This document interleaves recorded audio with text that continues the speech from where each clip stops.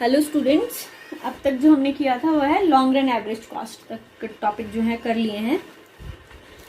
क्योंकि ये भी यू शेप की होती है तो हमारा नेक्स्ट क्वेश्चन ये अराइज होता है कि why LAC is U shaped. तो एलएसी यू शेप्ड का मतलब है कि इंग्लिश लेटर यू की तरह दिखती है।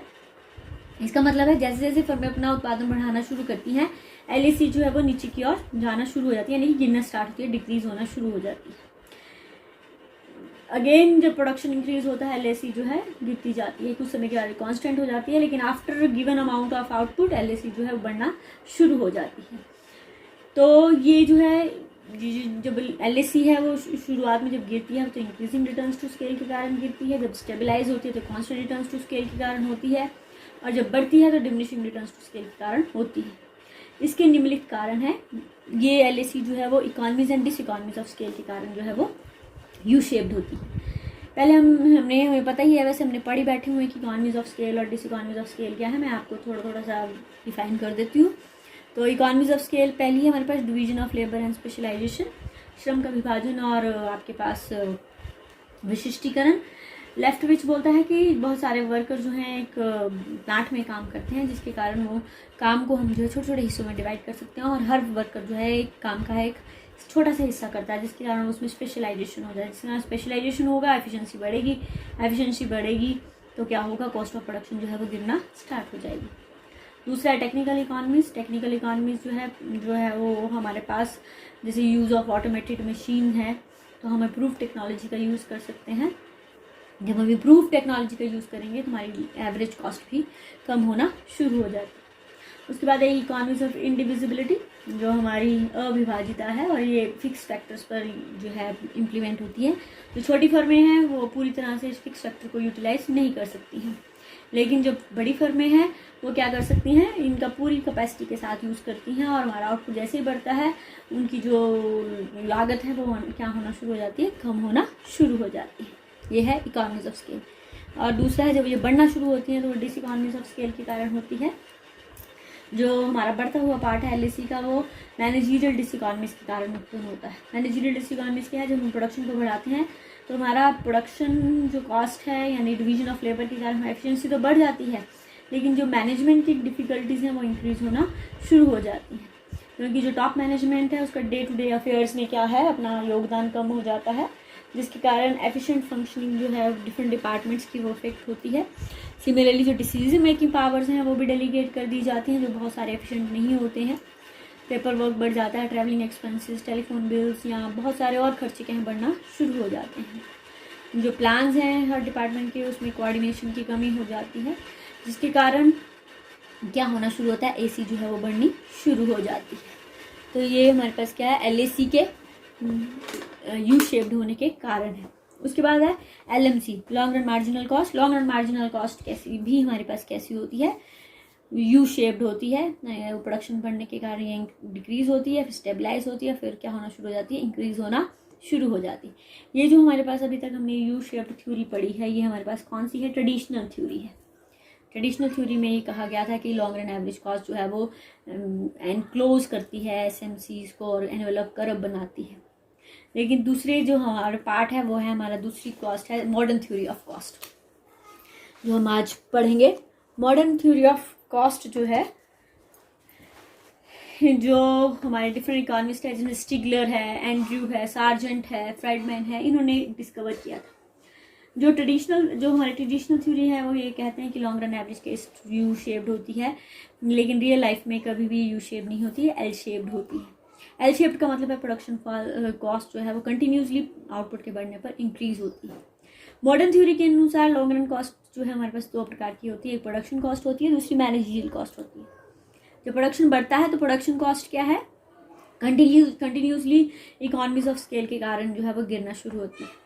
लेकिन जब प्रोडक्शन बढ़ता है तो मैनेजरियल कॉस्ट इंक्रीज होना शुरू होती है। लेकिन जो प्रोडक्शन कॉस्ट की बढ़ने कम होने की दर है वो मैनेजरियल कॉस्ट के बढ़ने के से क्या होती है, ज़्यादा होती है। इसलिए जो हमारा लॉन्ग रन एवरेज कॉस्ट है स्मूथली जो है वो ऊपर से नीचे की ओर जाता है, जैसे हमारा आउटपुट क्या है इंक्रीज करता है। तो ये जो है हमारा एलएसी कर्व हमने जो है यहाँ से डिराइव किया है। मान लो एक फर्म है वो 4 प्रकार के प्लांट्स यूज़ करती है, उनकी शॉर्ट रन एवरेज कॉस्ट जो है SCC1, C2, SCC3 एंड ऐसे C4 है। मॉडर्न थ्योरी के अनुसार जो है हमारे पास स्टेटिस्टिक्स आया है कि कोई भी फर्म फुल यूटिलाइजेशन नहीं कर सकती, वो 2/3 कैपेसिटी प्रोडक्शन प्लांट कैपेसिटी का यूटिलाइज करती है, जिसके कारण हमने जो SCCs बनाए हैं वो भी 2/3 कैपेसिटी के अनुसार बनाए हैं। तो जो हम LAC है हम इन SCC को ज्वाइन करते हुए क्या करेंगे, प्राप्त करेंगे SCC, ये जो हमारे पास एक कर्व है इनको ज्वाइनिंग पॉइंट लेके हमारा जो कर्व प्राप्त हुआ है वो कौन सा कर्व है, LAC। और LAC ये हमें बताती है कि जो 2/3 यूटिलाइजेशन जो है करके हम जो है प्रोडक्शन कर रहे हैं। लॉन्ग रन एवरेज कॉस्ट जो है उसकी 2 मेन करेक्टरिस्टिक्स है। लॉन्ग रन एवरेज कॉस्ट जो है ना ही यू शेप्ड होता है और ना ही ये SCC को क्या कर रहा है, जैसे हमने वो ये पढ़ा था हमने कि ये कर्व है, SCC1 है या SCC2 है इस तरह से, और ये हमारा लॉन्ग रन एवरेज कॉस्ट है। तो ये इनको एनक्लोज नहीं करता है, एनक्लोजिंग नहीं करता है, बट क्या करता है, इसको इंटरसेक्ट करता है। तो जो मॉडर्न इकोनॉमिस्ट हैं वो ये कहते हैं कि हमारी लॉन्ग रन एवरेज कॉस्ट जो है या तो क्या है एल शेप्ड हो सकती है या फिर क्या होती है, इनवर्स J शेप्ड होती है। ठीक है, ये हमारे पास L शेप्ड है और ये हमारे पास J शेप्ड है। जो L शेप्ड है हमारे पास वो हमें ये बताता है कि हमारे पास लॉन्ग रन में एक minimum optimal level of production होता है जिसमें हमें सारी इकोनॉमीज प्राप्त होती हैं। इन इकोनॉमीज के कारण हमारा प्रोडक्शन कॉस्ट जो कॉस्ट है वो क्या हो जाती है, कम हो जाती है, और मिनिमम ऑप्टिमम लेवल के बाद जो है ये कॉस्ट क्या हो जाती है, कांस्टेंट हो जाती है। जैसे ये है, ये देखो यहाँ से ये हो रहा है, डिक्रीज हो रही है कॉस्ट, ये मिनिमम आउटपुट है, इसके बाद ये क्या होगी है, कांस्टेंट होगी है। तो ये किस शेप की होगी, L शेप की होगी। दूसरा है या तो फिर ये क्या हो सकती है, इनवर्स J शेप की होती है। ये भी यही है कि जब हमारा प्रोडक्शन बढ़ता है तो जो हमारी कॉस्ट ऑफ प्रोडक्शन है वो क्या होती जाती है, डिक्रीज होती जाती है, और LAC जो है ये इनवर्स J शेप बनाती है।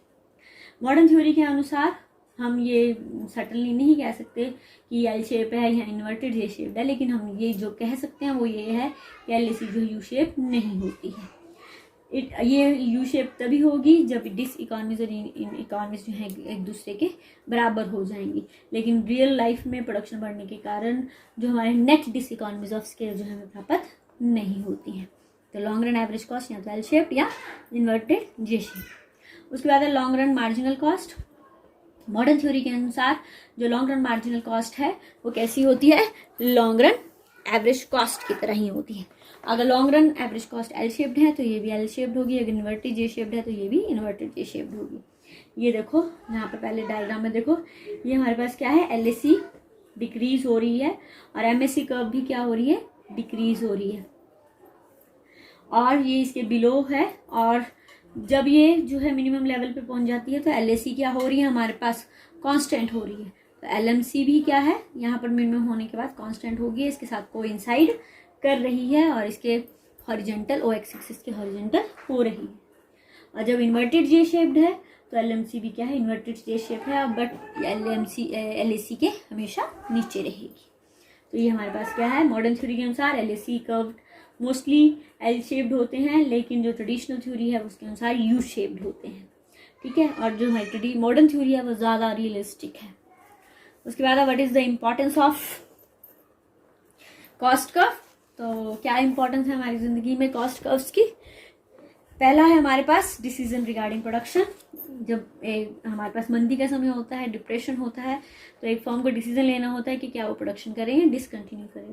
तो अगर उसकी प्राइसेस जो है ABC से भी कम हो जाती है तो वो डिसकंटिन्यू कर देती है, प्राइसेस लेस देन ABC। लेकिन अगर प्राइस ABC को कवर कर रही है तो फर्म जो है प्रोडक्शन को कंटिन्यू रखती है और AFC का खर्चा उठा सकती है, लॉस उठा सकती है। उसके बाद choice of plant. Long run में एक फर्म जो है अपने प्लांट की और अपने पैमाने को जो है वो चॉइस कर सकती है लॉन्ग रन एवरेज कॉस्ट के अनुसार। उसके बाद है equilibrium of output. Equilibrium of output की हमारे पास जो है कंडीशंस हैं कि MC इक्वल टू, ये जो हमारी MC equal to MR and MC curve cuts the MR from below. तो ये दो कंडीशंस जहाँ पर पूरी होती हैं वहाँ पर हमारा इक्विलिब्रियम आउटपुट प्राप्त होता है। तो ये भी कॉस्ट के जो है वो कंसेप्ट से रिलेटेड है। उसके बाद estimate of profit and loss. एक फर्म जो है वो प्रॉफिट कमा रही है, लॉस कमा रही है, इसका डिटर्मिनेशन भी एवरेज कॉस्ट और एवरेज रेवेन्यू को देखकर हम मैच करके लगा सकते हैं। अगर AR is greater than AC है तो फर्म को प्रॉफिट हो रहे हैं, अगर AR is less than AC है तो फर्म को क्या हो रही हैं, लॉसेस हो रहे हैं। तो एक फर्म जो है इस प्रकार के डिसीजन जो है कॉस्ट कर्व को लेकर ले सकती है। तो ये हमारा चैप्टर था theory of cost. Different concepts थे, शॉर्ट रन क्या लॉन्ग रन से। बहुत इंपॉर्टेंट क्वेश्चन है, इसमें से भी आपको क्वेश्चन पूछा जाता है। तो ये हमारा कॉस्ट कंसेप्ट है। उसके बाद नया चैप्टर जो है शुरू करेंगे। आज के लिए इतना ही। Thank you.